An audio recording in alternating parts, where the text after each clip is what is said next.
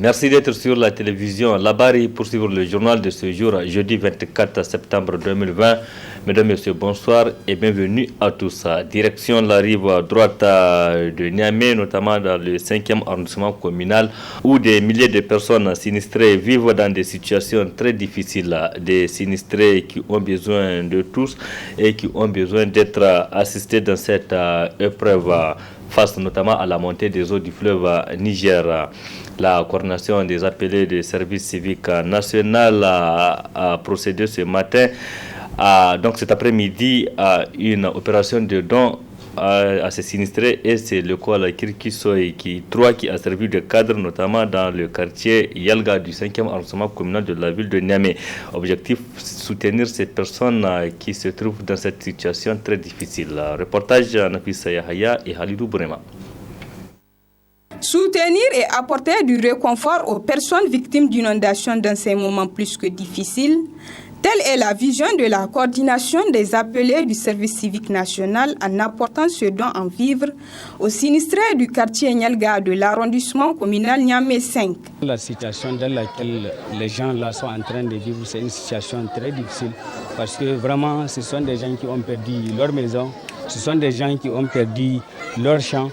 Et ce sont des gens qui ont perdu leurs activités commerciales. Donc c'est là nous sommes venus en tout cas les soutenir moralement et encore apporter la contribution de l'ensemble des appelés du service civique national. Nous lançons quand même un appel à l'ensemble des citoyens nigériens à apporter leur contribution pour soutenir ces sinistrés. Aux représentants du délégué spécial Niamey 5 de saluer cette initiative. L'action que la coordination des appelés du service civique vient d'effectuer.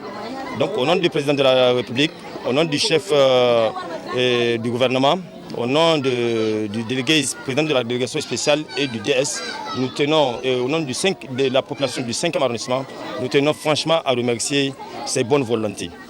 Et franchement, nous demandons à tout le monde d'emboîter leur pas. C'est un truc de plus pour la population, que chacun amène sa contribution. Marou Alzouma a manifesté sa gratitude en bénéficiant de ce soutien.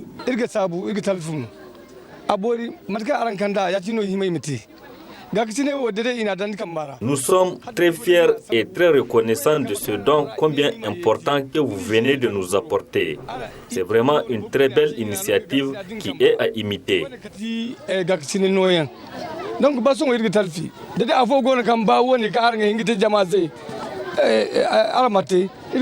Une tonne de riz et 50 litres d'huile sont distribués à ces sinistrés très reconnaissants qui n'ont pas manqué d'inviter les volontaires à emboîter le pas à la coordination de ces civicats du service civique national du Niger pour aider les sinistrés à surmonter cette épreuve.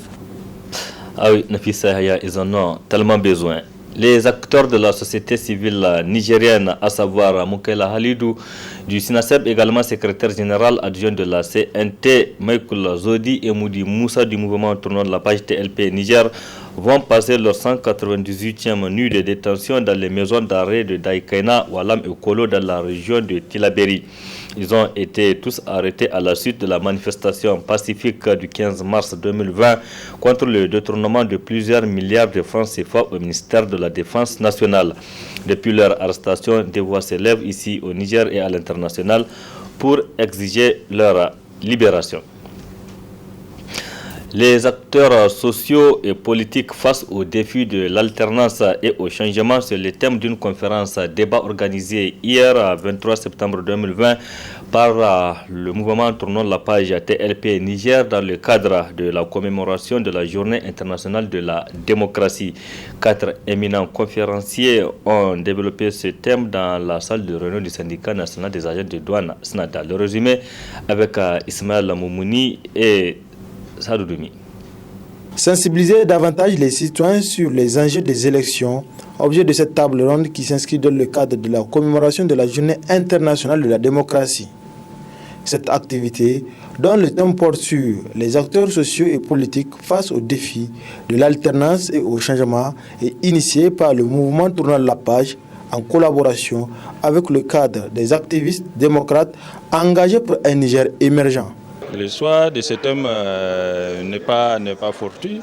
Nous sommes aux veilles des élections en général Qui dit élection générale, dit aussi des élections en termes d'alternance et en termes de choix politique.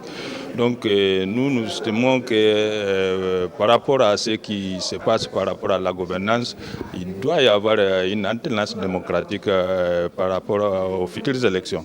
Et c'est pourquoi nous interrogeons les acteurs sociaux et les politiciens, les défis qu'il y a et les défis qu'ils doivent vaincre pour pouvoir amener une alternance, parce que dans les débats, dans le comportement de tout un chacun, le Niger a besoin d'une alternance démocratique et véritablement c'est un défi des acteurs sociaux, des politiciens et des Nigériens. Réunis en nombre, les participants se disent édifiés. En matière politique, surtout quand on parle de la démocratie c'est en fait le régime du débat. Et c'est pourquoi je trouve très fondé, très démocratique d'ailleurs, que de participer à cette activité, entrant dans le cadre de demander l'avis des uns et des autres par rapport à ce qu'ils voient du processus électoral qui est en train de s'annoncer, et surtout par rapport à des questions très importantes comme celle de l'alternance démocratique. Les conférenciers ont été très pertinents, et tantôt une analyse scientifique, tantôt une analyse politiste ou politique de la chose. Je crois que les conférenciers ont été tous des gens assez calés dans le domaine et que nous avons vraiment apprécié, nous avons beaucoup appris. Et les contributions des uns et des autres aussi, je les apprécie vraiment. La réussite de ces élections et essayer donc de trouver des solutions à tous les maux qui minent notre pays. Et ce qu'on attend après ces élections, c'est que ce peuple aspire la paix, la tranquillité. Maintenant donc, mon souci, je ne sais pas, ce que je lance comme appel à tous les Nigériens, à tous les acteurs censés apporter leur contribution pour le bon déroulement de ces élections, pour la réussite de ces élections, c'est que chacun doit jouer son rôle. Cette table ronde a été animée par des éminents conférenciers, à savoir Dr Elisabeth Chérif, politologue, Professeur Issoufou Yahya, politologue, l'acteur de la société civile Mouss Tiangari et Dr Amadou Boubacar, constitutionnaliste. Et puis ce communiqué de presse du syndicat national des agents de douane SNADA relativement à la publication ce jeudi 24 septembre 2020 des listes des candidats autorisés et ou rejetés au concours des spécialistes pour le compte de l'administration de douane, le BEN SNADA tient à informer l'opinion nationale de CQC. Le syndicat des agents de douane, à travers sa représentation au comité d'organisation et son attachement aux règles et principes légaux, a activement participé à la phase d'étude et de sélection des dossiers des candidatures. Durant cette phase, le SNADA a veillé à ce que toutes les conditions objectives d'équité et de transparence soient réunies afin d'aboutir à des résultats crédibles. Et de concert avec les représentants de la haute autorité de lutte contre la corruption et les infractions assimilées Alcia, membre du dit comité, ce noble objectif allait être atteint si le ministère des Finances avait cette même préoccupation. C'est pourquoi le BN SNASA, hélas, se retrouve outré et scandalisé quand le ministre des Finances persiste et signe pour tenir les 10 concours le 26 et 27 septembre 2020, alors même que de multiples cas d'incohérence et de violation de la loi avaient été relevés et portés à sa connaissance. En conséquence de quoi, le SNAD rend publique la présente déclaration pour décliner toute responsabilité et dénoncer cette entreprise porteuse de déni de droit et de justice. C'était là donc le communiqué de presse du SNAD fait à Niamey le 24 septembre 2020, signé pour le BEN SNED le secrétaire général Hamadou Tchekoura Daouda. Du matériel électronique de la dernière génération pour l'autorité de régulation des communications électroniques et de la poste ARCEP pour bien contrôler les services des opérateurs de téléphonie mobile au Niger. 2 véhicules bien équipés d'une valeur de plus de 2 milliards de francs CFA payés sur fonds propres de l'État ont été réceptionnés ce jeudi par les autorités de cette structure. Faisons le point avec Areta Salah et Ibrahim Abdou. Ce sont ces véhicules dotés de matériel de gestion des spectres de fréquence d'une valeur de 2 milliards à 600 millions de francs CFA acquis sur fonds propres de l'autorité de régulation de communication électronique et de la poste ARCEP qui ont été réceptionnés par le ministre des Télécommunications Sani Megouchi qui auparavant avait reçu d'amples explications sur le fonctionnement de ces spectres de fréquence de très haute qualité. Compte tenu des difficultés que chaque citoyen ressent par rapport à la qualité de service et les différentes tentatives d'utilisation des spectres radioélectriques que nous appelons les fréquences, eh bien, le gouvernement avait pris l'option de se doter de matériel assez sophistiqué à travers son autorité de régulation pour permettre effectivement de freiner et de faire en sorte que les citoyens nigériens puissent désormais être servis à ce qu'on veut l'appelement par les opérateurs de téléphonie mobile.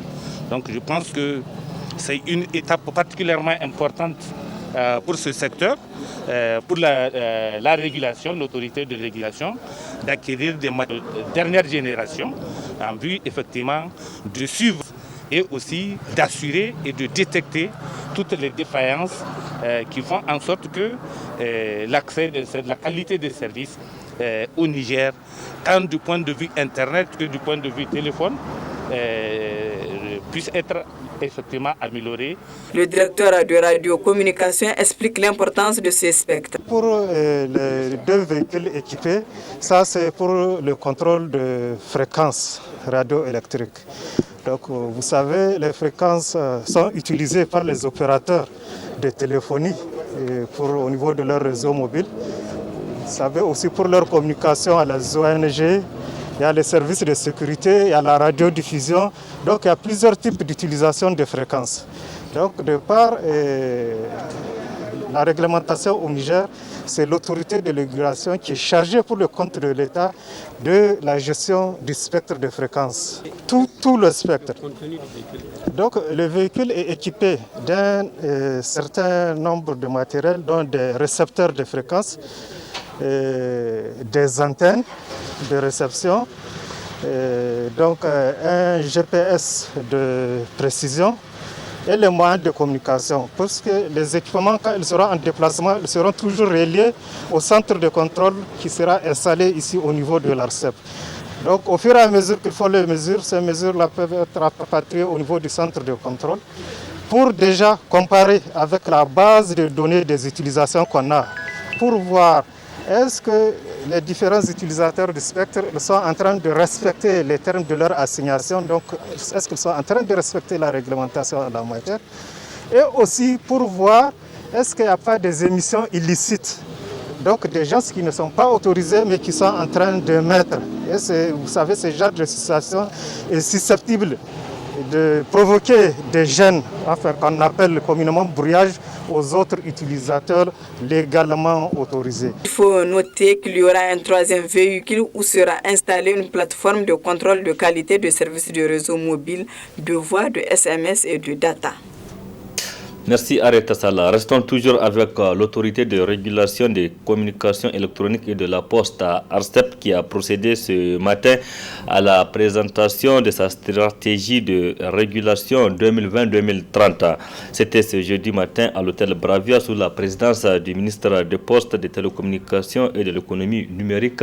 Il y avait également le reporter Nafissa Zakou et Halidou Bourema.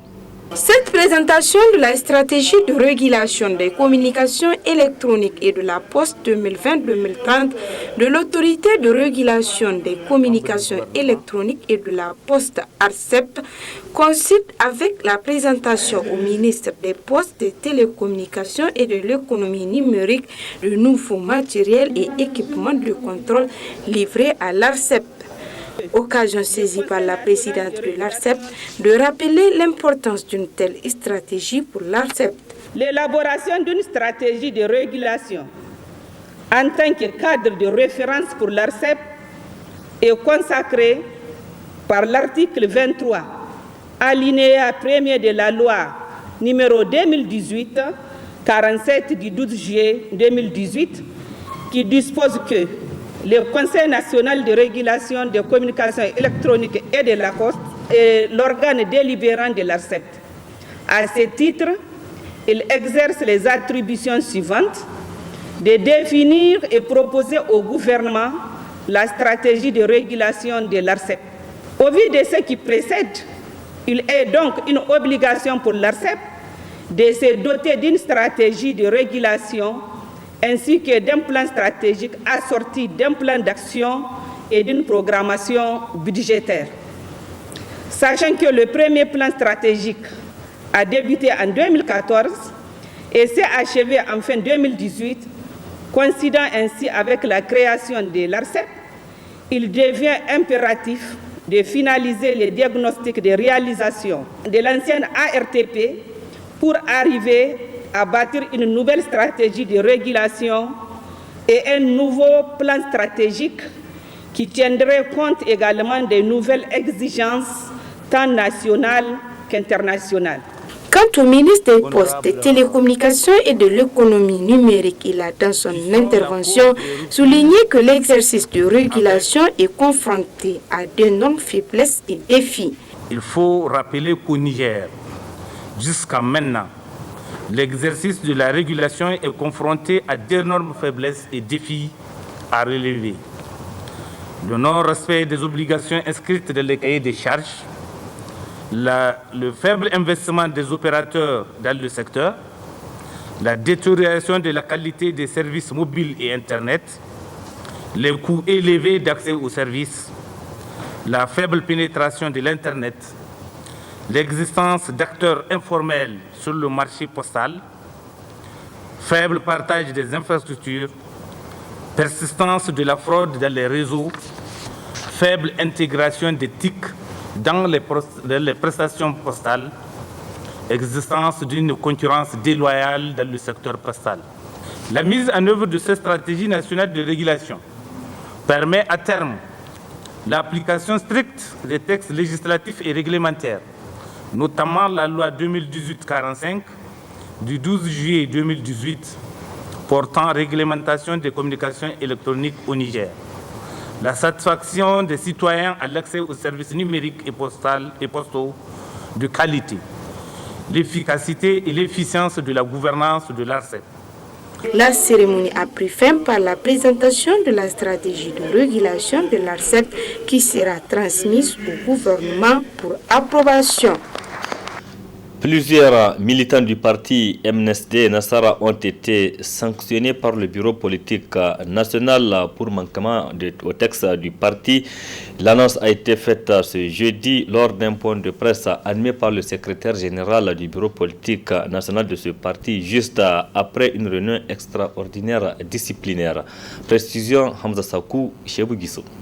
Il vous souviendra que le 15 août dernier, le Mouvement national pour la société de développement MNSD Nassara a tenu son congrès à Niamey.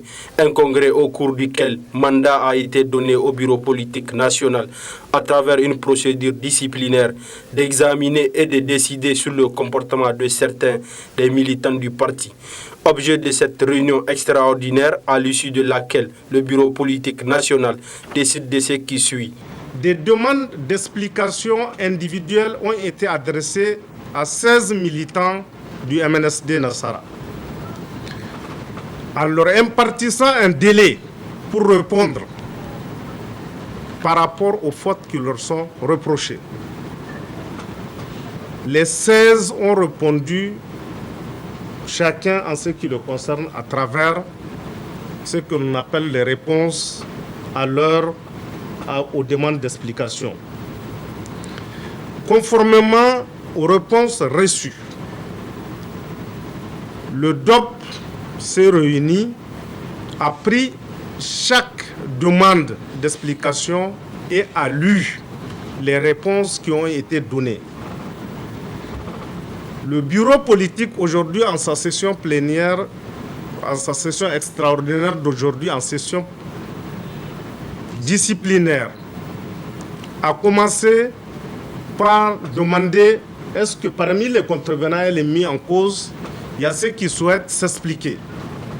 Parce que c'est ça encore la procédure du MNSD. Les contrevenants ne sont pas venus. Après, on est passé à l'analyse de la gravité de la faute de chacun en fonction de la demande d'explication et de la réponse donnée. À l'issue des travaux, il a été retenu des exclusions à l'égard de certains qui, en réalité, dans leur réponse, non seulement se permettent de violer, de ne pas reconnaître même les congrès qui se sont tenus à Tawa et à Niamey du MNSD, qui refusent délibérément de respecter les décisions du Bureau national et qui nous répondent dans leur réponse en disant que l'organe n'a pas compétence pour leur adresser de demandes d'explication. La session disciplinaire du bureau politique a retenu 5 cas d'exclusion. Après ces exclusions qui concernent 5 personnes, il y a eu des cas d'exclusion et de suspension pendant une durée de 6 mois. Ça a concerné 8 personnes. 8 personnes ont été suspendues pendant une durée de 6 mois. Il y a eu 2 cas d'avertissement dans lesquels le bureau politique a considéré qu'au regard des réponses données et du degré des fautes, on peut se contenter de les avertir parce qu'ils ont donné des justificatifs. Tantôt ils ont été entraînés, tantôt en tout cas ils cherchent à s'amender même s'ils ne sont pas venus. À travers leurs réponses, 2 avertissements ont été prononcés. Il y a une personne qui fait partie des demandes d'explication qui a répondu et pour lesquelles le bureau politique a jugé qu'il n'y a pas faute au regard des explications et il a eu dispense de peine à son égard. Il n'y a pas eu de sanctions à son égard. Vu les 40 jours qui ont été accordés à ces militants afin de revenir sur des meilleurs sentiments, le MNSD Nassara n'est pas en train de faire une chasse aux sorcières, mais de ramener la sérénité au sein du parti. Alors ces militants ont tous la possibilité de s'amender et de faire une demande de réhabilitation. À moins de 3 mois des élections générales au Niger, les partenaires du Niger s'activent pour accompagner les autorités nigériennes dans le processus. C'est l'exemple de l'Union européenne qui a officiellement lancé son appui ce jeudi matin à travers une cérémonie qui a enregistré la présence du président de la Commission électorale nationale indépendante CENI et celui du Conseil supérieur de la communication CSC. Cette cérémonie s'est déroulée à l'hôtel Radisson Blu en présence de nos reporters Ali Sissé Ibrahim et Chebou Guissou. Dans pratiquement 80 jours, les Nigériens renoueront avec le cycle des élections qui débutera par les élections locales. C'est ainsi que l'Union européenne a décidé d'appuyer le processus électoral de notre pays.